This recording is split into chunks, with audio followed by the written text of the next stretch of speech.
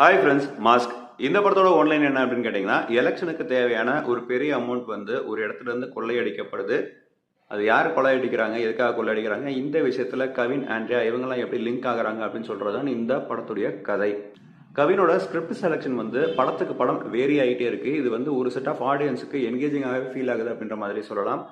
ப்ரொடியூசரான Andrea இந்த படத்துல ஒரு கன்னிங்கான பர்ஃபார்மன்ஸ் வந்து கொடுத்துருக்காங்க. இருந்தாலும் மேக்கப் கொஞ்சம் கம்மியாக போட்டு நடிச்சிருந்திருக்கலாம். இந்த படத்தோட ஸ்டோரி டெல்லிங் வந்து ரேண்டமாக போய்கிட்டே இருக்கு. அதே மாதிரி டக்குன்னு கட் ஆகி அடுத்த சீனுக்கு ஃபாஸ்டாக மூவ் ஆகிற மாதிரி ஒரு ஃபீல் இருக்கு. ஸோ இதனால நம்ம வந்து கிராஸ்ப் பண்ணிக்கிறதுக்கு கொஞ்சம் டைம் எடுக்குது. கேரக்டர் எஸ்டாப்ளிஷ்மெண்ட்டுக்கு ரொம்ப நேரம் எடுத்துக்கிட்ட மாதிரி ஒரு ஃபீல் இருந்துச்சு ஃபர்ஸ்ட் ஹாஃப்ல.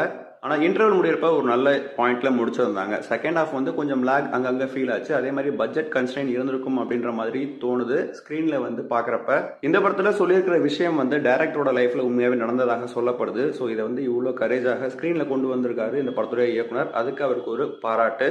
இந்த படம் தியேட்டர்ல பார்த்திருந்தா எந்த மாதிரியான ஒரு எஃபெக்ட் நமக்கு கொடுத்துருக்கும் அப்படின்றது ஒரு டவுட் தான். பட் ஓடிடிக்கு இது கண்டிப்பா ஒரு குட் வாட்சாகத்தான் எனக்கு பட்டுச்சு. இந்த படம் ZEE5 ஓடிடி ஆப்ல அவைலபிளாக இருக்கு. உங்களுக்கு நேரம் கிடைக்கிறப்ப இந்த படத்தை பார்த்துட்டு உங்களோட கமெண்ட்ஸை தெரிவிங்க. நன்றி.